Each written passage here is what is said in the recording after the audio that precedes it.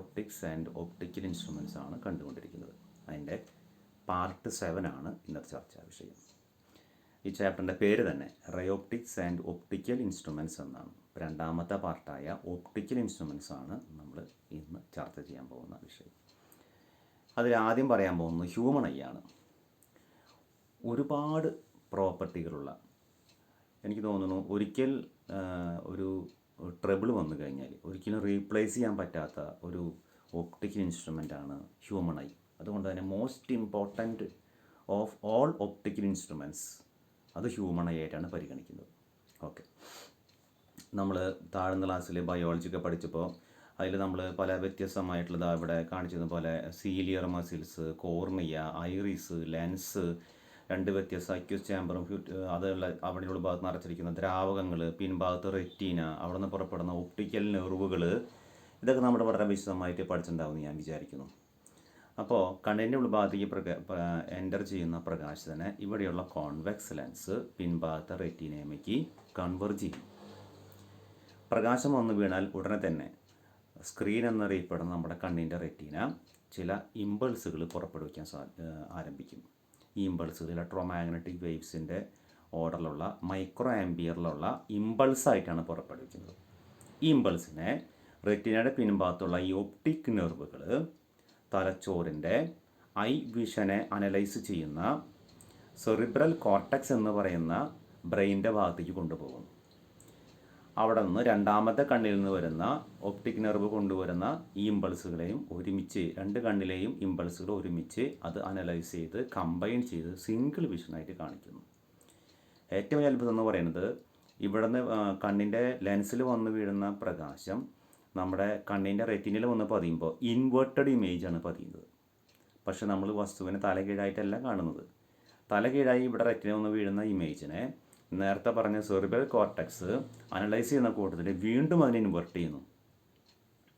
അപ്പോൾ രണ്ട് ഇൻവെർഷൻ വരുമ്പോൾ നമുക്കറിയാം നെഗറ്റീവ് ഇൻറ്റു നെഗറ്റീവ് എന്ന് പറയുന്നത് പോസിറ്റീവാണെന്ന് പറഞ്ഞ പോലെ ഇവിടെ നമുക്ക് ഇറക്റ്റഡ് ആയിട്ടുള്ള ഇമേജിനെ കാണാൻ നമ്മുടെ തലച്ചോറ് നമ്മളെ സഹായിക്കുന്നു. അങ്ങനെ ഒരുപാട് പ്രോപ്പർട്ടികളുള്ള ഒരു സംഭവമാണ് ഹ്യൂമൺ ഐ എന്ന് പറയുന്നത്. അതിൻ്റെ മറ്റൊരു പ്രോപ്പർട്ടി പറയുന്നത് the eye lens is focused in accordance with distance of the object so as to get a clear image on the screen. എന്ന് വെച്ചാൽ തൊട്ടടുത്തുള്ള വസ്തുവിനെ നോക്കി എനിക്കതന്നെ ക്ലിയറായിട്ട് കാണാൻ സാധിക്കുന്നുണ്ട്. തൊട്ടടുത്തുള്ള വസ്തുവിനെ ക്ലിയറായിട്ട് കാണാൻ സാധിക്കണമെന്നുണ്ടെങ്കിൽ എൻ്റെ കണ്ണിൻ്റെ കോൺവെക്സ് ലെൻസിൻ്റെ ഫോക്കൽ ലെങ്ത് അഡ്ജസ്റ്റ് ചെയ്തിട്ടുണ്ടായിരിക്കണം. അതാണ് സീലിയർ മസിൽ ചെയ്യുന്നത്. ദൂരെയുള്ള വസ്തുവിനെ നോക്കി അപ്പോഴും കോൺവെക്സ് ലെൻസിൻ്റെ ഫോക്കൽ ലെങ്ത് അഡ്ജസ്റ്റഡ് ആയി. പക്ഷെ അതിനൊന്നും അഡ്ജസ്റ്റ് ചെയ്യാനുള്ള സമയം എടുക്കുന്നില്ല. നമ്മൾ നോക്കുന്നു അപ്പം തന്നെ കാണുന്നു, ദൂരേക്ക് നോക്കുന്നു അപ്പം തന്നെ കാണുന്നു. ഈ കണ്ണിൻ്റെ പ്രോപ്പർട്ടിയെ പറയുന്ന പേരാണ് അക്കോമഡേഷൻ. നമ്മൾ വിവാഹത്തിനൊക്കെ പോകുമ്പോൾ അവിടെ മിക്കവാറും ഒരു ഫോട്ടോഗ്രാഫർ ഉണ്ടാവും. അപ്പോൾ സ്റ്റേജിന്മേ വധുവരന്മാർ ഫംഗ്ഷൻ നടക്കുന്ന സമയത്ത് ഫോട്ടോഗ്രാഫർമാർ അനുവാദം കണ്ട് അവർക്ക് കേക്ക് മുറിക്കാനോ നിലവിളക്ക് കൊളുത്താനോ സാധിക്കില്ല. എന്തുകൊണ്ടാണ്? അവർക്ക് ക്യാമറ ഫോക്കസ് ചെയ്യാനുള്ള സമയം കൊടുക്കണം. അതുകൊണ്ട് അവർ ക്യാമറ ഫോക്കസ് ചെയ്യാൻ നമ്മുടെ കണ്ണിന് അങ്ങനെ ഒരു ഫോക്കസ് അവിടെ നടക്കുന്നുണ്ട്. അത് ഓട്ടോമാറ്റിക് ഫോക്കസാണ്. പക്ഷെ അതിന് സമയം പിടിക്കില്ല. വിത്തിൻ മൈക്രോ സെക്കൻഡ്സ് കണ്ണ് ഈ പ്രോപ്പർട്ടി ചെയ്യും. ഇതിനെ പറയുന്ന പേരാണ് കണ്ണിൻ്റെ അക്കോമഡേഷൻ. തൊട്ടടുത്തുള്ള എത്ര ഡിസ്റ്റൻസ് വരെയുള്ള വസ്തുവിന് നമ്മൾ ക്ലിയറായിട്ട് കാണാൻ സാധിക്കും? ആ ഡിസ്റ്റൻസിനെ പറയുന്ന പേരാണ് least distance of distinct vision അഥവാ നിയർ പോയിൻ്റ്. സൂചിപ്പിക്കുക ഡി എന്ന് പറയുന്ന സിമ്പിൾ കൊണ്ട്. അത് 25 സെൻറ്റിമീറ്റർ വരെ അടുത്തുള്ള വസ്തുക്കളെ ക്ലിയറായിട്ട് കാണാൻ സാധിക്കും പറ്റുന്ന അർത്ഥം. അതിന് താഴേക്ക് വരുന്തോറും നമ്മുടെ അത് കാണുന്നതിൻ്റെ ക്ലാരിറ്റി കുറഞ്ഞു വരും. ഈ 25 എന്ന് പറയുന്നത് എല്ലാവർക്കും സെയിം ആവണം നിർബന്ധമില്ല. ഒരു ജനറൽ കേസ് എന്നുള്ള മട്ടിൽ least distance of distinct vision എന്നുള്ളത് 25 ആക്കി വെച്ചിരിക്കുന്നത് മാത്രമേ ഉള്ളൂ. പ്രായം കൂടുമ്പോൾ സംഭവിക്കുന്ന കാര്യം എന്താണെന്ന് വെച്ചാൽ least distance of distinct vision എന്ന് പറയുന്ന ഡിസ്റ്റൻസ് ആയ 25 സെൻറ്റിമീറ്റർ അതിനേക്കാൾ അപ്പുറത്തുള്ള ദൂരത്താണ് ക്ലിയർ വിഷൻ കിട്ടുക. നമ്മൾ കണ്ടിട്ടുണ്ടാവും ചില ആൾക്കാർ വളരെ ദൂരെ ഇങ്ങനെ മാറി നിന്നൊക്കെ പേപ്പർ ദൂരെ താഴെ ഇങ്ങനെ വളരെ അധികം താഴെയൊക്കെ പിടിച്ച് പേപ്പർ വായിക്കുന്നത് സ്ട്രെയിൻ ചെയ്ത് വായിക്കുന്നത് കണ്ടിട്ടുണ്ടായിരിക്കും. അപ്പോൾ ആ അസുഖത്തിൻ്റെ പേര് പറയും പ്രസ് ബയോപ്പിയ എന്നാണ് അതിൻ്റെ പേര്. നമുക്ക് കോൺവെക്സ് ലെൻസ് ഉപയോഗിച്ചുകൊണ്ട് നമുക്ക് വേണമെങ്കിൽ റെക്ടിഫൈ ചെയ്യാനായിട്ട് സാധിക്കും. അപ്പോൾ ഇത്രയാണ് നമ്മൾ കണ്ണിൻ്റെ പ്രധാനപ്പെട്ട ചില പ്രോപ്പർട്ടീസായിട്ട് പറയുന്നത്. എല്ലാ പ്രോപ്പർട്ടീസ് നമുക്ക് പറയാൻ സാധിച്ചിട്ടില്ല. നമ്മൾ വളരെ പ്രധാനപ്പെട്ടത് മാത്രം ഇവിടെ പരാമർശിച്ച് പോയേക്കും. ഇനി കണ്ണിൻ്റെ കുറച്ച് ഡിഫക്ട്സാണ് നമ്മൾ കാണാൻ പോകുന്നത്. എന്താണ് കണ്ണിൻ്റെ ഡിഫക്ട്സുകൾ നോക്കൂ. 3 പ്രധാനപ്പെട്ട ഡിഫക്റ്റ് മാത്രമേ ചർച്ച ചെയ്യുന്നുള്ളൂ. ഒന്ന് മയോപ്പിയ അഥവാ ഷോർട്ട് സൈറ്റഡ്നെസ്. 2 ഹൈപ്പർമെട്രോപ്പിയ അഥവാ ലോങ് സൈറ്റഡ്നെസ്. 3 പ്രസ്ബയോപ്പിയ എന്ന് പറയുന്ന പ്രതിഭാസം. ആദ്യത്തെ മയോപ്പിയ എന്ന് പറയുന്നത് നമ്മൾ ഷോർട്ട് സൈറ്റ് എന്ന് പറയുന്ന ഒരു സംഭവമാണ് നമ്മൾ പറയാൻ പോകുന്നത്. സാധാരണ കണ്ണിലേക്ക് പ്രവേശിക്കുന്ന പ്രകാശം ലെൻസിലൂടെ കടന്നുപോയി കൃത്യം റെറ്റിനയിൽ അത് ഫോക്കസ് ചെയ്യുന്നു. ഇവിടെ റെറ്റിനയുടെ ഭാഗത്താണ് കൃത്യം അത് ഫോക്കസ് ചെയ്യുന്നത്. എന്നാൽ മയോപ്പിയ ബാധിച്ച ഒരാൾക്ക് കണ്ണിൻ്റെ റെറ്റിനയുടെ മുൻഭാഗത്താണ് ഫോക്കസ് ചെയ്യുക, ലൈറ്റ് ഫോക്കസ് ചെയ്യുന്നത്. എന്ന് വെച്ചാൽ പേര് സൂചിപ്പിക്കുന്ന പോലെ തന്നെ ഷോർട്ട് സൈറ്റ് എന്നാണ് പറയുന്നതെങ്കിലും ശരിക്കും അതിൻ്റെ പേര് ഷോർട്ട് സൈറ്റഡ്നെസ് എന്നാണ്, അഥവാ ഫാർ സൈറ്റഡ്നെസ്. തൊട്ടടുത്തുള്ള വസ്തുക്കളെ ക്ലിയർ ആയിട്ട് കാണാൻ സാധിക്കും, എന്നാൽ ദൂരെയുള്ള വസ്തുക്കളെ ബ്ലർഡായിട്ട് കാണാൻ സാധിക്കുള്ളൂ. ഈ പ്രതിഭാസമാണ്, ഈ ഡിഫക്റ്റാണ് നമ്മളിപ്പോൾ പേരിട്ട് വിളിച്ച മയോപ്പിയ എന്ന് പറയുന്നത്. അപ്പോൾ നോക്കൂ, nearby objects can be clearly seen. Here image of the distant object is focused in front of the retina. Okay, ഇത് റെക്ടിഫൈ ചെയ്യാൻ എന്തെങ്കിലും മാർഗമുണ്ടോ? തീർച്ചയായും റെക്ടിഫൈ ചെയ്യാൻ പറ്റും.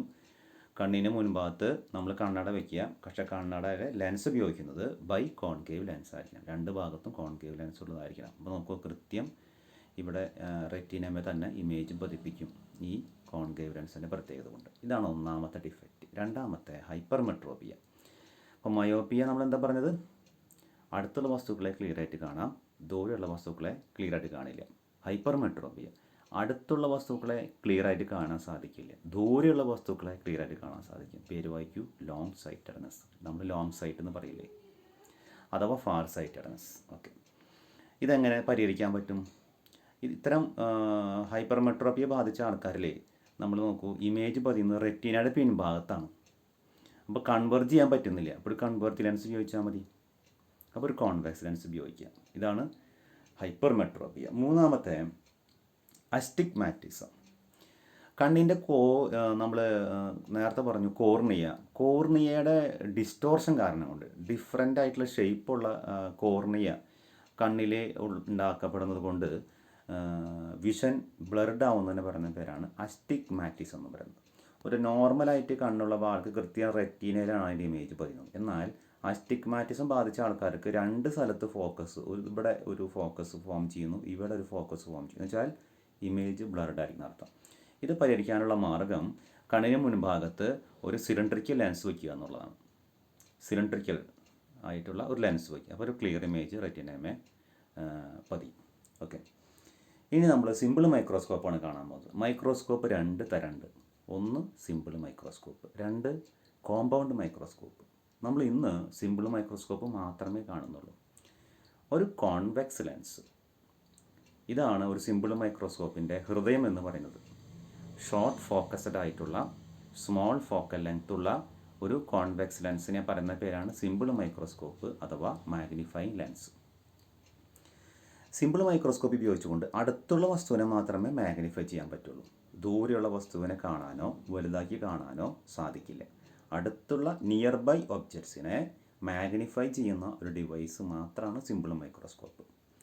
സിമ്പിൾ മൈക്രോസ്കോപ്പിൻ്റെ മാക്സിമം മാഗ്നിഫൈങ് പവർ എന്ന് പറയുന്നത് 100 ആണെന്ന് അർത്ഥം. അതായത് 1 സെൻറ്റിമീറ്റർ വലിപ്പമുള്ളതിനെ മാക്സിമം 100 സെൻറ്റിമീറ്റർ ആയിട്ട് കാണാം, 1 മില്ലിമീറ്റർ വലിപ്പമുള്ളതിനെ 100 മില്ലിമീറ്റർ ആയിട്ട് കാണാം. അത്രയും മാഗ്നിഫൈങ് പവർ കുറവാണ് അതിൻ്റെ. നോക്കൂ, in a simple microscope convex lens of small focal length is kept close to the eye. നമ്മുടെ കണ്ണിനോട് ചേർത്തി വയ്ക്കണം ഈ കോൺവെക്സ് ലെൻസ്. എവിടെ ഒബ്ജക്റ്റ് വയ്ക്കേണ്ടത്? Object is placed between lens and its focus. ലെൻസിനും അതിൻ്റെ ഫോക്കസിനും ഇടയ്ക്കായിരിക്കണം ഒബ്ജക്റ്റ് വയ്ക്കുക. അപ്പോൾ ഒബ്ജക്റ്റിൽ നിന്ന് വരുന്ന ഈ പ്രിൻസിപ്പൽ ആക്സിന് പാരലായി വരുന്ന ഒരു റേ ലെൻസിലൂടെ കടന്നു പോയി റിഫ്രാക്ഷൻ വിധേയമാകുന്നു. അതിന് പിൻഭാഗത്തേക്ക് നീട്ടി വരയ്ക്കും. അതാണ് ഡോട്ട് ലൈൻസ് കാണിച്ചിരിക്കുന്നത്. മറ്റൊന്ന് ഒപ്റ്റിക് സെൻറ്ററിലൂടെ കടന്നു പോകുന്നു. ഒപ്റ്റിക് സെൻറ്ററിലൂടെ കടന്നു പോകുന്ന റേനെ നമ്മൾ പിൻഭാഗത്തേക്ക് നീട്ടി വരയ്ക്കുന്നു. കൂട്ടിമുട്ടുന്ന പോയിന്റിലാണ് ഇമേജ് ഫോം ചെയ്യുന്നത്. എന്തൊക്കെയാണ് ഇമേജിൻ്റെ പ്രത്യേകത? ഒബ്ജക്റ്റ് പോലെ തന്നെ ഇറക്റ്റഡ് ആണ്, എൻലാർജ്ഡ് ആണ്, ഒബ്ജക്റ്റിനേക്കാളും വലിപ്പം കൂടുതലുണ്ട്, പക്ഷേ വെർച്വൽ ഇമേജ് ആണ്. അപ്പോൾ ഇറക്റ്റഡ് ആണ്, എൻലാർജ്ഡ് ആണ്, വെർച്വൽ ഇമേജ് ആണ്. ഇത് ഇമേജ് പതിയുന്നത് ലീസ്റ്റ് ഡിസ്റ്റൻസ് ഓഫ് ഡിസ്റ്റിങ്ക്റ്റ് വിഷനിലാണ്. അപ്പോൾ V = D ആണെന്ന് അർത്ഥം.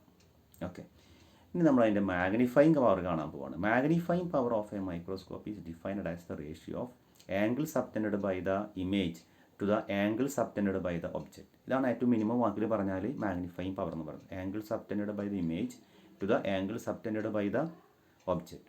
നമുക്കറിയാം മാഗ്നിഫിക്കേഷൻ കാണാനുള്ള ഫോർമുല V/U ആണ്. ലെൻസിൻ്റെ general formula 1/V - 1/U = 1/F ആണ്. ഇതിനെ നിരത്തി പിടിച്ച് V കൊണ്ട് മൾട്ടിപ്ലൈ ചെയ്യാം. അപ്പോൾ നമ്മുടെ ഇക്വേഷൻ ഇവിടെ V/U എന്ന് കിട്ടി, ഇവിടെ V/Vയിൽ V/Vയും ക്യാൻസൽ ചെയ്യുമ്പോൾ നമുക്ക് ഇവിടെ 1 കിട്ടി, ഇവിടെ V/F കിട്ടി. ലീനിയർ മാഗ്നിഫിക്കേഷൻ എന്ന് പറയുന്നത് V/U ആണ്. അപ്പോൾ V/Uവിനെ നമ്മളിവിടെ നിർത്തി. അപ്പോൾ നമുക്ക് ഇപ്പുറത്തേക്ക് നമ്മൾ കൊണ്ടുപോകുമ്പോൾ 1 - V/F കിട്ടി. പക്ഷേ V എന്ന് പറയുന്നത് -D ആണ്. നമ്മൾ നേരത്തെ കണ്ടു V എന്ന് പറയുന്നത് -D ആണ്. Therefore magnification M = 1 + D/F. നമ്മൾ നേരത്തെ പറഞ്ഞു ഷോർട്ട് ഫോക്കൽ ലെങ്ത് ഉള്ള കോൺവെക്സ് ലെൻസ് ആണ് സിമ്പിൾ മൈക്രോസ്കോപ്പിന് ഹൃദയഭാഗം എന്ന്. മനസ്സിലായല്ലോ അല്ലേ? മാഗ്നിഫിക്കേഷൻ എന്ന് പറയുന്നത് ഫോക്കൽ ലെങ്ത്തുമായി ഇൻവേഴ്സ്ലി പ്രൊപ്പോർഷണൽ ആണ്. എന്ന് വെച്ചാൽ ഷോർട്ട് ഫോക്കസ് ഉള്ളതിനാണ് മാഗ്നിഫിക്കേഷൻ കൂടുക. ഫോക്കൽ ലെങ്ത് കൂടുതലാണെങ്കിലോ മാഗ്നിഫിക്കേഷൻ കുറയും. So lesser the focal length of the convex lens use greater the magnification. Okay, അപ്പോൾ നമുക്ക് മറ്റൊരു ക്ലാസ്സുമായി പിന്നീട് കാണാൻ ശ്രമിക്കാം. Okay, thank U.